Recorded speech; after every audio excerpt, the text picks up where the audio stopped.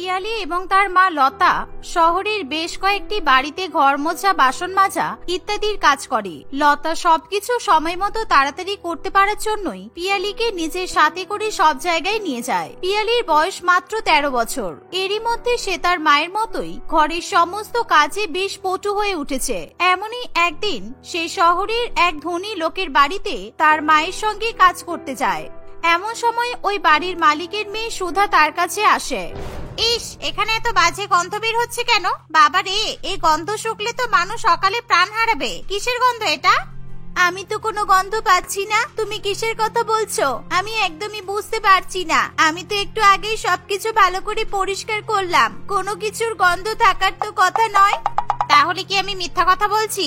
এ হে, তুই আমার সামনে আসার পরে গন্ধটা যেন আরে বেশি আসছে। এই তো তোর গা থেকেই তো এমন গন্ধ বের হচ্ছে। ছি, সর আমার সামনে থেকে। তুই স্নান করিস না? হঠাৎই চিৎকার চেঁচামেচি শুনে লতা সেখানে চলে আসে। কি হয়েছে দিদিমণি? আপনি পিয়ালিকে এরকম ভাবে বকছেন কেন? ও কি কিছু ভুল করেছে? কি হয়েছে আমাকে একটু বলুন। তুমি তোমার মেয়েকে স্নান করাও না? এরকম ভাবে অপরিষ্কার অপরিচ্ছন্ন হয়েও আমাদের বাড়িতে কাজ করতে আসে। যে নিজেই পরিষ্কার না, সে আমাদের বাড়ি কি করে পরিষ্কার করবে? যাও, তুমি এক্ষুনি ওকে স্নান করাও। এই পিয়ালি, চল, তোকে অনেকবার বলেছিলাম, 2 দিন হয়ে গেছে তুই স্নান করিসনি। তুই তো আমার কথা শুনিস না। এবার তাড়াতাড়ি চল, তোর স্নান করা হয়ে গেলে আবার আমাদেরকে কাজে লাগতে হবে। এই বলে লতা তার মেয়েকে নিয়ে বাথরুমের দিকে যেতে গেলে সুধা আবারও খুব রেগে যায়। সে সাথে সাথেই লতা এবং পিয়ালিকে বাথরুমের দিকে যাওয়া থেকে আটকায়। কি হলো দিদিমণি? আপনি তো বললেন পিয়ালিকে স্নান করিয়ে দিতে, আর আপনি আবার আটকাচ্ছেন কেন? তোমার সাহস তো কম না? তুমি ওকে আমাদের বাথরুমে নিয়ে যাচ্ছ স্নান করাতে? এই 14 বাড়ির নোংরা তোমার মেয়ে আমাদের দামি বাথরুমে পরিষ্কার করবে, আর সেটা আমি মেনে নেব? এই বাথরুমটাতে তো কল থেকে গরম জল পড়ে। এই বাথরুমে গরম জলে স্নান করলে আমার ঠান্ডাতে কষ্ট হবে না। আমি এই বাথরুমে স্নান করে নিচ্ছি। আমি কথা দিচ্ছি, বাথরুম আমি নোংরা করব না। পিয়ালির এই কথা শুনে সুধা তাকে ঠাস করে একটা চড় মারে। আমাদের গিজারের যত বিল আসে না, তত মাহিনা তোর মাকেও আমরা দিই না। আমাদের বাড়িতে তোদের মূল্য ওই গিজারের থেকেও কম, আর তুই বলছিস ওই গিজারের জলে স্নান করবি? খুব সাহস তোর, তাই না?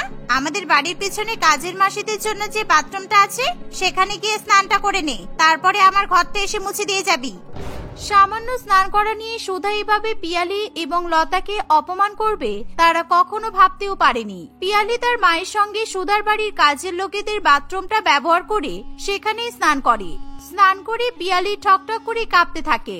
স্নান করার পর ওই ভেজা চুল নিয়ে তাকে ঘর মোছা, বাসন মাজা ইত্যাদি কাজে তার মাকে সাহায্য করতে হয়। কাল থেকে তোকে আর আনবো না, যা করার আমি একাই করে নেব। তুই বাড়িতে থেকে বিশ্রাম করবি। তোকে এভাবে কষ্ট পেতে দেখে আমার ভালো লাগে না। আমার কোনো কষ্ট হয়নি মা, বরং সুধা দিদির ভয়ে 2 দিন পরে আমি স্নানটা তো করতে পেরেছি। এভাবে তারা মা মেয়ে নিজেদের মধ্যে কথা বলতে থাকে। দেখতে দেখতে আরো বেশ কয়েকদিন কাটে। এভাবে প্রত্যেক দিন এত জল ঘাটার পরে পিয়ালির আর কোনোদিনই স্নান করার কথা মনে হয় না। 2-3 দিন স্নান না করলে যথারীতি আবার তার গায়ের থেকে দুর্গন্ধ বেরোতে থাকে। সেদিনও সে সুধাদের বাড়িতেই কাজ করছিল। হঠাৎই পিয়ালিকে দেখে সুধার মাথায় তার সঙ্গে মজা করার আইডিয়া আসে। সুধার বন্ধুরা সেটা না করতে চাইলেও সুধা তাদের সবাইকে রীতিমতো বাধ্য করে। কি দরকার বাচ্চা মেয়েটাকে এইভাবে ডিস্টার্ব করার? ওকে ওর মতো ছেড়ে দে না, ও তো নিজের কাজ করছে। শুধু শুধু কেন ওকে ডিস্টার্ব করবি? তোর যখন এতই দরদ উতলে উঠছে, তাহলে ওকে নিয়ে নিজেদের বাড়িতে চলে যা। তোর বাবাকে বল ওকে অ্যাডাপ্ট করে নিতে, তারপর 2 ভাই বোন মিলে একসঙ্গে থাকবি। মেয়েটা ওর মাকে সাহায্য করতে এত দূর তোদের বাড়িতে আসে, আর তুই এত বড় হয়ে তোর বাকি বন্ধুদের সাথে মিলে ওকে বিরক্ত করার প্ল্যান বানাচ্ছিস? এটা আমার কিছুতেই সহ্য হচ্ছে না। আরে ও প্রচন্ড নোংরা, ঠিকভাবে স্নান টান করে না। আমি যদি একটু ওকে স্নান করতে সাহায্য করতে পারি, তাহলে তো ওরই ভালো হবে, তাই না? তুই এত চাপ নিস না। এটা এমন কোনো কাজ নয় যেটার জন্য আমাদেরকে জেলে যেতে হবে। অতুল অনেকবার বোঝানোর চেষ্টা করলেও তারা কিছুতেই অতুলের কোনো কথা শোনে না। সুধা বা তার বন্ধু বান্ধবদেরও বেশি বয়স না, মাত্র 16 কি 17 বছর হবে। কিন্তু তারা পিয়ালির থেকে কম করে 3-4 বছরের বড় হলেও তাদের মধ্যে বিন্দুমাত্র সভ্যতা, ভদ্রতা, পরিপক্কতা কিচ্ছু নেই। শুধু শুধু সব বন্ধুরা মিলে মজা করবে বলে তারা পিয়ালিকে তাদের কাছে ডাকে। পিয়ালি প্রথমে ভয় পেলেও সুধাকে রাগাবে না বলে সে গুটি গুটি পায়ে সুধার ঘরে চলে আসে। তুমি আমাকে ডাকলে দিদি? তোমার কিছু লাগবে? আমাকে বলো, আমি এনে দিচ্ছি। আমার বান্ধবী ওর সোনার চেনটা খুঁজে পাচ্ছে না, তুই নিয়েছিস তাই না? সত্যি করে বল, না হলে কিন্তু আমি থানা পুলিশ করতে একবারও ভাববো না। তোর মায়ের এই বাড়ি থেকে কাজটা তো যাবেই, আর বাকি সব বাড়ি থেকেও কাজ চলে যাবে। আমি সত্যি বলছি, আমি কোনো সোনার চেন নিইনি। আমি তো এই ঘরে এক্ষুনি এলাম। তুমি এসব কি কথা বলছো? তুমি থানা পুলিশ কেন করবে? সত্যি বলছি আমি কিচ্ছু নিইনি। এই সুধা, ওকে তোদের বাথরুমে নিয়ে গিয়ে এই ঠান্ডার মধ্যে এক গামলা জল ওর গায়ে ঢেলে দে। দেখবি বাপ বাপ করে সব সত্যি কথা বলে দেবে। আমার দামি সোনার চেন নিয়ে বড়লোক হয়ে যাবি ভেবেছিস? ও মোটেই তোদের সোনার চেন নেয়নি। তোরা একবার আশেপাশটা ভালো করে খুঁজে দেখ, ও তো ঠিকই বলছে। ও তো একবার এখানে আসেইনি, তাহলে রোহিণীর সোনার চেনও কিভাবে নেবে বল? সেটাও নিজেই নিজের মুখে স্বীকার করবে। এই পিয়ালি, চল আমার সাথে, এক্ষুনি চল। ট্যাঙ্কের কনকনে ঠান্ডা জল এক মগ গায়ে পড়তেই সব সত্যি কথা মুখ থেকে এমনিই বেরিয়ে যাবে। পিয়ালি অনেকবার বাধা দেওয়ার চেষ্টা করলেও রোহিণী কিংবা সুধা কেউ পিয়ালির কথা শোনে না। গরিব দুঃখী মেয়েটাকে একা পেয়ে দুই বান্ধবী মিলে এই হাড় কাঁপানো ঠান্ডার মধ্যেও মেয়েটার গায়ে কনকনে ঠান্ডা জল ঢেলে দেয়। পিয়ালি যত চিৎকার করতে থাকে, সুধা আর রোহিণী যেন তত বেশি খুশি হয়। পিয়ালির চিৎকার শুনে তার মা লতা এবং সুধার বাবা মা দুজনেই সেখানে চলে আসে। এরকম একটা অবস্থা দেখে তারা সবাই খুবই অবাক হয়। সুধার বাবা মাও তার উপর ভীষণ পরিমাণে রেগে যায়। কি হচ্ছে কি এখানে? কি করছিস তোরা পিয়ালির সাথে? ছি ছি ছি, এটুকু একটা মেয়েকে ধরে এভাবে বিরক্ত করছিস তোরা? এই শিক্ষা দিচ্ছি আমরা তোকে? এই মেয়েটা কখনো স্নান করে না, তাই জন্য আমার ভালো লাগে না। ও আমাদের আশেপাশে থাকলে আমাদের ঘেন্না লাগে। এই পৃথিবীতে তো একা গরিব নয়, প্রচুর গরিব লোক এই পৃথিবীতে আছে। কাউকে তো দেখিনি এরকম স্নান না করে ঘুরে বেড়াতে। ও স্নান করুক আর না করুক, তাহলে তো সমস্যাটা কোথায়? ও স্নান না করেও যতটা পরিষ্কার, তুই দিনে 3-4 বার স্নান করেও ততটা পরিষ্কার হতে পারবি না। ছি ছি ছি, আমার মেয়ে হয়ে তুই যেরকম একটা জঘন্যতম কাজ করার কথা ভাবতেও পারবি, এটাই আমি ভাবতে পারছি না। আমি 3 বার স্নান করে ওর মতো পরিষ্কার হতে পারবো না? তুমি এই গরিব কাজের লোকগুলোর জন্য নিজের মেয়েকে অপমান করছো। অপমান করিনি তো, সত্যি কথা বলেছি। ও এইটুকু একটা মেয়ে হয়ে যেভাবে প্রত্যেকদিন সুন্দর করে আমাদের ঘরগুলো গুছিয়ে রাখে, সেরকম যদি তুই করতে পারতিস তাহলে ওকে আমাদের বাড়িতে আসতেই হতো না। কিন্তু তুই তো তোর ঘরের চারিদিকে তাকাবিই না। তোর ঘর দেখলে যে কেউ বলবে তুই ভীষণ পরিষ্কার, আর এই ঠান্ডার মধ্যে তুই প্রত্যেকদিন 1 ঘন্টা করে দাঁড়িয়ে দাঁড়িয়ে স্নান করিস, তাই তো? তুই যদি এক্ষুনি পিয়ালিকে সরি না বলেছিস, তাহলে কাল সকালে তোর ঘরের গিজার হিটার সব খুলে নিয়ে যাব। তারপর ঠান্ডা জলে স্নান করবি, দেখবি কেমন নিজেকে পরিষ্কার রাখতে পারিস। এই কাজের মেয়েটাকে একটু ঠান্ডা জলে স্নান করিয়েছি বলে তোমরা এভাবে আমার বন্ধুদের সামনে আর কাজের লোকগুলোর সামনে আমাকে অপমান করছো। খুব ভালো, মনে থাকবে আমার। সরি রে পিয়ালি, আমাকে ক্ষমা করিস। এই বলে সুধা সেখান থেকে চলে যায়। পিয়ালি ঠান্ডায় ঠকঠক করে কাঁপতে থাকে। মালবিকা দেবী তাকে একটি পরিষ্কার এবং শুকনো জামা দেয় পরার জন্য। সুধার এই ব্যবহারে তার বাবা মা দুজনেই খুবই দুঃখিত বোধ করে। তারা দুজনেই লতা এবং পিয়ালির কাছে ক্ষমা চাইতে থাকে। পিয়ালি ছোট হলেও সে অনেক বুঝদার একটি মেয়ে ছিল, তাই সে সুন্দরভাবে বাকিদেরকে তার কথা বুঝিয়ে বলে। আমি কোনো কিছুতে রাগ করিনি ম্যাডাম, সুধা দিদির দোষ নেই। সুধা দিদি তো আমাকে স্নান করানোর জন্যই এরকম করেছে। আপনারা দয়া করে এই কারণের জন্য আমাকে সরি বলবেন না। আসলে আমাদের বংশে প্রত্যেকেরই ঠান্ডা লাগার বড্ড বাজে ধাত আছে। আমার মেয়ে সেই ধাত সব থেকে বেশি। আর যেহেতু প্রত্যেকদিন আমাদের ভোরবেলা 6টার সময় বাড়ি থেকে বেরিয়ে 1 ঘন্টা ট্রেনে করে তবে এখানে আসতে হয়, তাই আমি কোনোদিন ওকে স্নান করতে জোর করি না। ভেজা চুলে ট্রেনের হাওয়া গায়ে লাগলে ও জ্বর এসে যেতে পারে, তাই আর কি। আর ফিরতে ফিরতেও তো অনেকটা লেট হয়ে যায়। আমরা তো ঠান্ডা জলে স্নান করি, তাই অত রাতে ঠান্ডা জলে স্নান করতে খুব কষ্ট হয়। তাই তো দিনের পর দিন আমি স্নান করতে পারি না। কিন্তু আমার মেয়ে তোর সাথে যেটা করেছে সেটা একেবারেই মেনে নেওয়া যায় না। আমরা প্রচন্ড লজ্জিত। আশা করছি তোরা দুজনেই আমাদেরকে ক্ষমা করে দিবি। এই বলে কমলবাবু এবং মালবিকা দেবী সেখান থেকে চলে যায়। দেখতে দেখতে আরো বেশ কয়েকদিন কাটে। সবাই সেদিনের ঘটনাটা ভুলে গেলেও সুধা কিছুতেই তার মাথা থেকে সেদিনের অপমানের কথা বের করতে পারে না। পিয়ালিকে প্রত্যেকদিন তার চোখের সামনে দেখলেই সুধার সমস্ত অপমানের কথা মনে পড়ে যায়। সে বুঝে উঠতে পারে না কিভাবে সে পিয়ালিকে জব্দ করবে। পিয়ালির প্রতি তার যে কোনো পুরানো শত্রুতা আছে তা নয়, তবে পিয়ালিকে দেখলেই সুধা অকারণেই প্রচন্ড রেগে যায়। সেই কারণেই তাকে বিরক্ত করার জন্য সে ভুলভাল কাজ করতে থাকে। তোকে কয়েকদিন যাবত বেশ পরিষ্কার লাগছে। স্নান করছিস তুই? তুই তো প্রথম থেকে এরকম পরিষ্কার পরিচ্ছন্ন থাকলে আমার তো তোর উপর এত রাগ হতো না। এত সকালবেলা আমি ঠান্ডা জলে স্নান করতে পারি না সুধা দিদি, তাই তো আগে অমন ভাবে থাকতে হতো। কিন্তু এখন তো আর কোনো অসুবিধা নেই। এখনো তো ঠান্ডা যায়নি, তা তাহলে তখন পারতিস না, এখন কিভাবে ঠান্ডা জলে স্নান করতে পারিস? এখন কি এমন জাদু হয়ে গেল শুনি? তোমার মা বাবা দুজনেই আমাকে তোমাদের ওই গিজারওয়ালা বাথরুমে স্নান করতে বলেছে। আমি এখন থেকে কাজ করতে এসে আগে ওখানেই গরম জলে স্নান করে নিই, তারপর কাজ করা শুরু করি। এই কথা শুনে সুধা প্রচন্ড পরিমাণে রেগে যায়। পিয়ালির মতো এরকম একজন গরিব কাজের লোককে তার বাবা মা তাদের দামি বাথরুমে স্নান করতে বলেছে শুনে সুধা রীতিমতো রাগে ফুঁসতে থাকে। সে কি করে পিয়ালিকে জব্দ করবে কিছুই বুঝে উঠতে পারে না। সে প্রত্যেকদিন ওই গরিব পিয়ালিকে তাদের দামি বাথরুমে গিজার চালিয়ে গরম জলে স্নান করতে দেখে আর একটু একটু করে পিয়ালির উপর তার রাগ যেন বাড়তেই থাকে। যেভাবেই হোক পিয়ালিকে জব্দ করতেই হবে এ কথা ভেবেই সুধা প্রত্যেকদিন নতুন নতুন ফোন দিয়ে আটতে থাকে। একদিন, আমার সাথে একটু বাইরে যাবি পিয়ালি? আমার না একা একা যেতে একদম ইচ্ছা করছে না। আর সেদিন মা বাবা রোহিণী আর অতলকে এরকম ভাবে বকলো যে ওরাও আমার সঙ্গে আর দেখা করতে চাইছে না। তুমি চিন্তা করছো কেন? আমি আছি তো। এখন তো আমি প্রত্যেকদিন স্নানও করি, তাই আমাকে নিয়ে বাইরে বেরোতে তোমার তো আর কোনো অসুবিধা হবে না। তুমি বলো না কোথায় যাবে? তুই কাউকে বলিস না, আমি বাবা মায়ের জন্য একটা সারপ্রাইজ গিফট কিনতে যাব। তুই লুকিয়ে লুকিয়ে বাড়ির বাইরে বেরিয়ে আয়। আমি আগে বেরিয়ে যাচ্ছি, তুই 5 মিনিট পরে বেরোবি, ঠিক আছে? সুধা নিজে থেকে পিয়ালির সঙ্গে বাইরে ঘুরতে যাওয়ার কথা বললে পিয়ালি খুবই খুশি হয়। সুধা বেরিয়ে যাওয়ার কিছুক্ষণ পরেই পিয়ালিও বাড়ির বাইরে বেরিয়ে পড়ে। বেশ কিছু দূর যেতেই সুধা পিয়ালিকে ধাক্কা মেরে একটি পুকুরের জলে ফেলে দেয়। সেখানে আশেপাশে কোনো লোক না থাকায় পিয়ালি অনেক চিৎকার করলেও কেউ শুনতে পায় না। সে সুধাকে অনেকবার তাকে জল থেকে তোলার কথা বলে, কিন্তু সুধা তার কথাতে কোনো রকমেরই পাত্তা দেয় না। খুব শখ তাই না বড় লোকেদের বাথরুমে স্নান করার? গরিব গরিবদের মতো থাক। গরিবরা শীতকালে এরকম ভাবেই পুকুরের জলে স্নান করে দিন কাটায়। তুই কোথাকার কে রে যে তুই গিজারের জলে স্নান করবি? এই কথা বলে সুধা পেছনে ঘুরতে যাবে এমন সময় সে দেখে তার বাবা মা দুজনেই সেখানে দাঁড়িয়ে আছে। কমলবাবু ছুটে গিয়ে আগে জল থেকে পিয়ালিকে তোলে। সমস্ত ঘটনা নিজের চোখে দেখে মালবিকা দেবী এবং কমলবাবু একেবারে বুঝে উঠতে পারে না তারা কি করবে। মালবিকা দেবী খুব জোরে সুধার গালে একটা চড় মারে, তবুও সে সুধার চোখে মুখে কোনো রকমের গ্লানি বা অনুতাপ দেখতে পায় না। সুধা দিদিকে মেরো না তোমরা।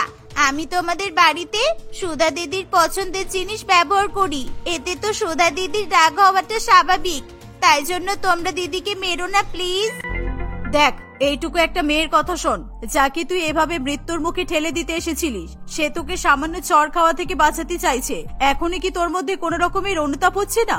ভাগ্যিস আমরা পিয়ালিকে বাড়ি থেকে বেরোতে দেখে ওর পেছন করেছিলাম, তা না হলে যে কি হতো উপরওয়ালাই জানি। সুধা কোন রকমের কথায় উত্তর না দিয়েই সেখান থেকে নিজের বাড়ির দিকে চলে যায়। এই ঘটনার পরে লতা মালবিকা দেবীর বাড়ির কাজ একেবারে ছেড়ে দেয়। মালবিকা দেবী আর কমল বাবু লতাদের বাড়িতে গিজার এবং হিটার লাগিয়ে দেয়, যাতে আর কোনোদিনও পিয়ালি কিংবা লতা কারোরই ঠান্ডার মধ্যে থাকতে বা স্নান করতে কোনো অসুবিধা না হয়। কিন্তু এত কিছুর পরেও লতা কিংবা পিয়ালি কোনোদিনই তারা সুধাদের বাড়িতে ফিরে যায় না। প্রিয়া, তুমি কেচোর মতো কি খাও প্রত্যেকদিন? আমার দেখলে খুব গা গোলায়। প্রত্যেকদিন এসব জিনিস খেলে তোমার শরীর তো খারাপ করবে। ডাল ভাত খেতে তোমার যে কি সমস্যা হয় আমি বুঝি না। উফ, কতবার বলেছি তোমাকে, তুমি তবুও ভুলে যাও। এটাকে কেচোর মতো জিনিস বলে না, এটা হলো ম্যাগি। তুমি বিয়ের আগে কখনো ম্যাগি খাওনি? অবশ্য তোমাদের বাড়িতে এসব মডার্ন খাওয়া হয় না, তাই তুমি ম্যাগির স্বাদ বুঝবে না। তোমার দাদা এত কষ্ট করে রোজগার করে আর সেই টাকা দিয়ে সংসার চালায়, কিন্তু তুমি প্রত্যেকদিন দোকান থেকে এই হলুদ প্যাকেটে করে ম্যাগি কিনে নিয়ে আসো। এই টাকাগুলো জমিয়ে রাখলে তাহলে আমাদের সংসারের তো কাজে লাগতে পারে বলো। তুমি আগে কখনো ম্যাগি খাওনি, তাই এরকম কথা তুমি বলতে পারছো। আজকে একবার তুমি ম্যাগি খেয়ে দেখো, তুমি আমার মতো ম্যাগি পাগল হয়ে উঠবে, বুঝলে বৌদি? এই বলে প্রিয়া গরম গরম ম্যাগি রান্না করে বাটিতে করে ঢেলে নিয়ে চলে আসে। ম্যাগি খেতে শুরু করে দেয় এবং অন্য আর এক বাটি ম্যাগি সে তার বৌদির দিকে এগিয়ে দেয়। প্রথমে রিতা কিছুতেই ম্যাগি খেতে চায় না, কিন্তু তার ননদ জোর করে অল্প একটু ম্যাগি তার বৌদিকে খাইয়ে দেয়। কিন্তু ম্যাগি খাওয়ার পরে হঠাৎ করেই রিতার ভীষণ পরিমাণে শরীর খারাপ হতে শুরু করে। সে মাথা ঘুরিয়ে মাটিতে পড়ে যায় আর সেই মুহূর্তে সেখানে তার শাশুড়ি মা এবং স্বামী চলে আসে। এ কি রিতা, তোমার কি হলো? চোখ খুলছো না কেন? দয়া করে চোখ খোলো। বোন, তুই আমার বউকে কি এমন খাওয়ালি যে এরকম অজ্ঞান হয়ে পড়ে গেল? এক সপ্তাহ আগে কমল কাজের সূত্রে বাইরে যাবে বলে ঠিক করেছিল। সে ছিল পরিবারের একমাত্র টাকা রোজগারের সূত্র। তাকে সারাদিন রাত কাজ করে টাকা রোজগার করে কষ্ট করে সংসার চালাতে হয়। সে বাইরে যাওয়ার জন্য ব্যাগ গোছাচ্ছিল, সেই সময় তার বোন তার কাছে এসে বলে, দাদা তুই চলে যাচ্ছিস, তাহলে আমাকে ম্যাগি কে এনে দেবে রে? তুই তো জানিস মা ভালো করে হাঁটাচলা করতে পারে না, আর বৌদি এসব খাবারের ব্যাপারে কিছুই বোঝে না, তাই আমি তো খুব বিপদে পড়ে যাব এবার। এটা আবার কিরকম কথা হলো বোন? তোর ম্যাগি খাওয়ার জন্য আমি কাজ করতে যাবো না, সেটা সম্ভব না রে। তোর তো নিজের হাত পা আছে, তুই জোয়ান মেয়ে, তুই নিজে দোকানে গিয়ে ম্যাগি কিনে নিয়ে চলে আসতে পারিস তো। আরে আমার কাছে দোকানে যাওয়াটা কোনো ব্যাপার নয়, কিন্তু ম্যাগি কিনে খাওয়াটা হলো সবচেয়ে বড় ব্যাপার। কারণ ম্যাগি কেনার মতো টাকা তো আমার কাছে নেই। মায়ের কাছে টাকা চাইলে মা আমাকে দেবে না, তাই তুই আমাকে 5,000 টাকা দিয়ে দিস, আমি ম্যাগি কিনে খাবো। প্রিয়া তার দাদার কাছে 5,000 টাকা চাইলে কমল ভীষণ পরিমাণে ভয় পেয়ে যায়।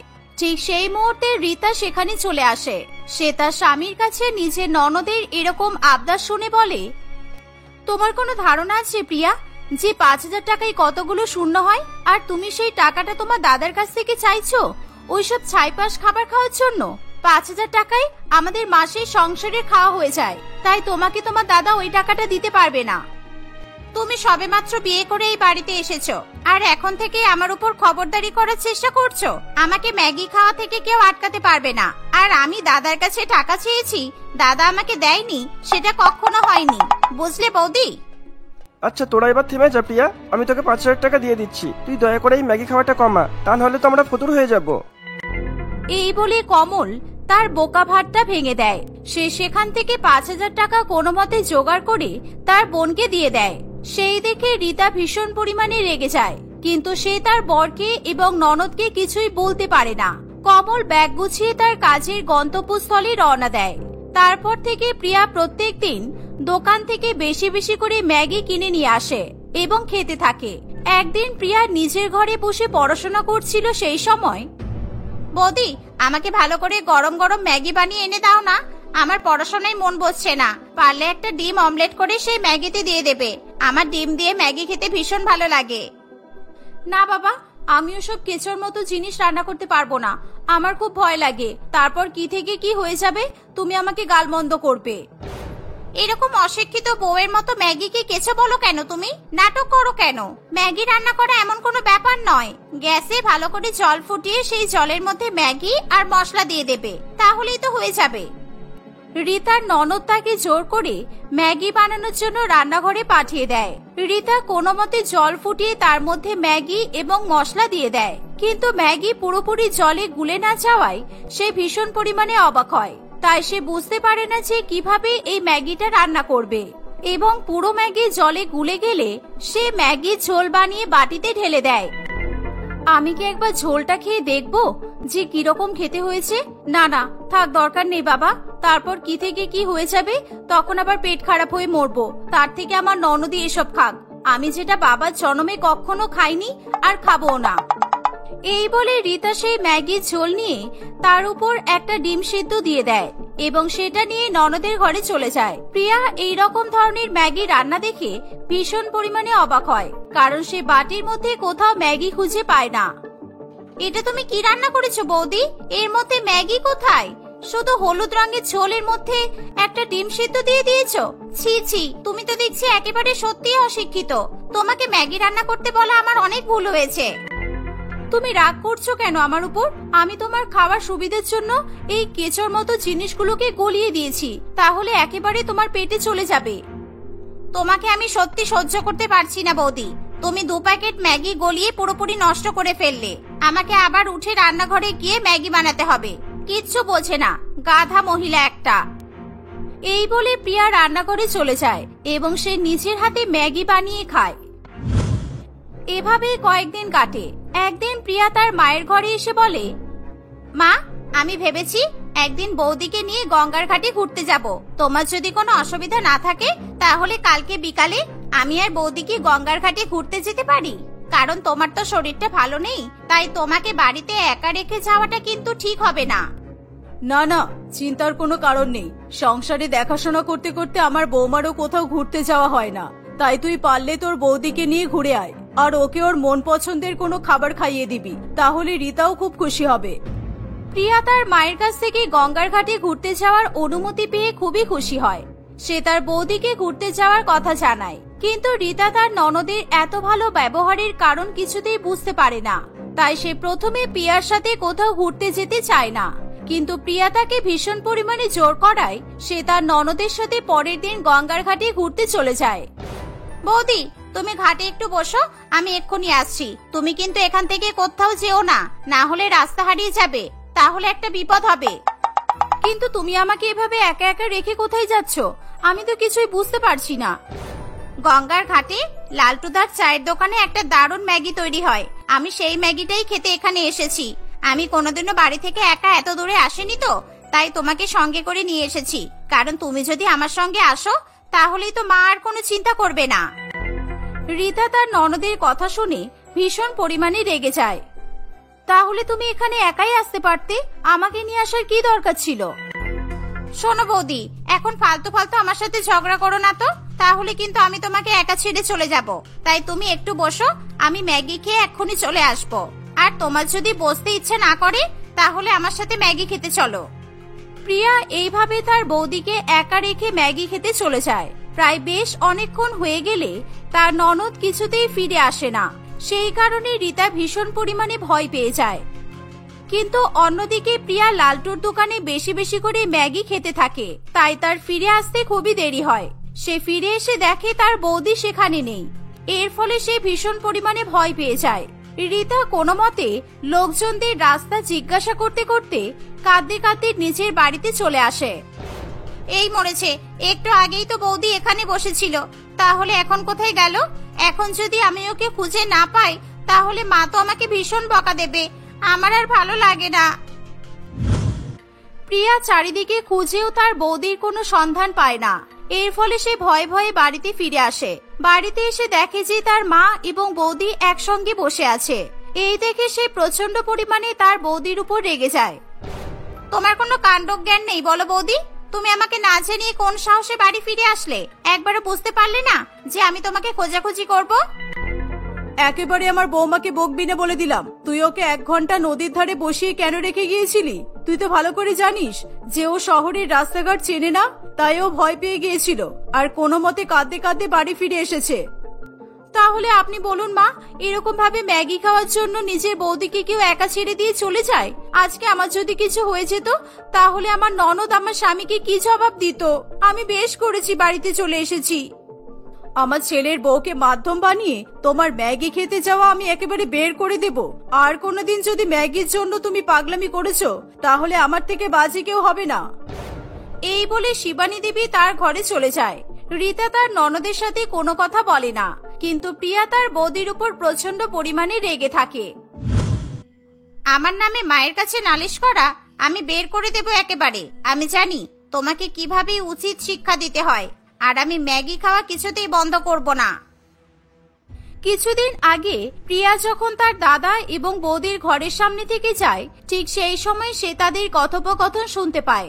কমল রীতাকে ময়দা জাতীয় কোনো দ্রব্য খেতে বারণ করে, কারণ সে ভালো করেই জানে যে তার বউয়ের ময়দা জাতীয় দ্রব্য কিছু সহ্য হয় না। ছোটবেলায় রীতা অজান্তে ময়দা জাতীয় দ্রব্য খেয়ে ফেলার ফলে তাকে হসপিটালে ভর্তি পর্যন্ত হতে হয়। আর সেই কারণে প্রিয়া তার বৌদিকে ম্যাগি খাইয়ে তার প্রতিশোধ নিতে চায়। সে ছলে বলে কৌশলে তার বৌদিকে জোর করে ম্যাগি খাইয়ে দেয় এবং রীতা প্রচন্ড পরিমাণে অসুস্থ হয়ে পড়ে। কমল, তুই এক্ষুনি বৌমাকে হসপিটালে ভর্তি কর, না হলে কিন্তু অনেক দেরি হয়ে যাবে। ও কি খেয়েছে কি খায়নি সেই বিষয়ে পরে আলোচনা হবে। এখন ওর প্রাণ বাঁচানো সবার আগে দরকার। এই বলে তারা রীতাকে সেই মুহূর্তে হসপিটালে নিয়ে যায়। ডাক্তারবাবু রীতার চিকিৎসা করে তাকে আইসিইউতে ভর্তি করে। সেই মুহূর্তে রীতার অপারেশন করা হয় এবং কোনো মতে সে সুস্থ হয়ে ওঠে। ওনাকে কোনো কারণে ম্যাগি খাওয়ানো হয়েছিল। অপারেশনের পর ওনার পেট থেকে আমরা ম্যাগি পেয়েছি। যেহেতু ময়দা সহ্য হয়নি সেই কারণে উনি অসুস্থ হয়ে পড়েছেন। আমি যতটা সম্ভব ওয়াশ করে দিয়েছি। এবার বাদবাকি দায়িত্ব আপনাদের। তাহলে এরপরে উনি যদি আবার এই জাতীয় কোনো রকমের খাবার খায় তাহলে কিন্তু ওনাকে প্রাণে বাঁচানো সম্ভব হবে না। এই কাজ আমার বোনের ছেলের কারো হতে পারে না, কারণ আমাদের বাড়িতে ম্যাগি খাওয়ার পাত্র একমাত্র ওই আছে। কেন বোন, তুই আমার বউয়ের সাথে এরকম করলি কেন? প্রিয়া তার দাদার কথা শুনে খুবই ভয় পেয়ে যায়। সে প্রথমে নিজের বৌদিকে কিছুতেই ম্যাগি খাওয়ানোর কথা স্বীকার করতে চায় না, কিন্তু সে পরে তার পরিবারের চাপে পড়ে সব সত্যি কথা স্বীকার করে। আমার ভুল হয়ে গেছে দাদা, আমি জানতাম বৌদি আগে কোনোদিনও ম্যাগি খায়নি, তাই ম্যাগি কি দিয়ে তৈরি হয় সেই বিষয়ে বৌদির কোনো ধারণা থাকবে না। আর তাই বৌদির উপর প্রতিশোধ নেওয়ার জন্য আমি ইচ্ছা করে বৌদিকে প্রথমবারের মতো ম্যাগি খাইয়ে দিয়েছি। এই বলে প্রিয়া সকলের কাছে ক্ষমা চায়। কয়েকদিন পর রিতাকে তারা বাড়িতে ফিরিয়ে নিয়ে আসে। তার পুরোপুরি সুস্থ হতে বেশ কিছুদিন সময় লাগে। এবার থেকে আমি তোমার খাওয়া দাওয়ার খেয়াল রাখবো বৌদি, পারলে আমাকে ক্ষমা করে দিও। আমি আর কখনো তোমাকে ম্যাগি খাওয়ার জন্য জোর করব না। না না, ঠিক আছে প্রিয়া, তুমি যে নিজের ভুলটা বুঝতে পেরেছো এটাই অনেক। আমারও খেয়াল করা উচিত ছিল, ম্যাগি খাওয়ার আগে জানা দরকার ছিল সেটা কি দিয়ে তৈরি। আর আমি এবার থেকে কোনো কিছু খাওয়ার আগে ঠিকঠাক ভাবে না জেনে কিছুই খাবো না। এভাবেই রিতার প্রথম ম্যাগি খাওয়ার অভিজ্ঞতা একেবারে বিফলে চলে যায়। কিন্তু তারপর থেকে রিতা সকল বিষয়ে জানার চেষ্টা করে, তাকে আর কেউ বোকা প্রমাণিত করতে পারে না।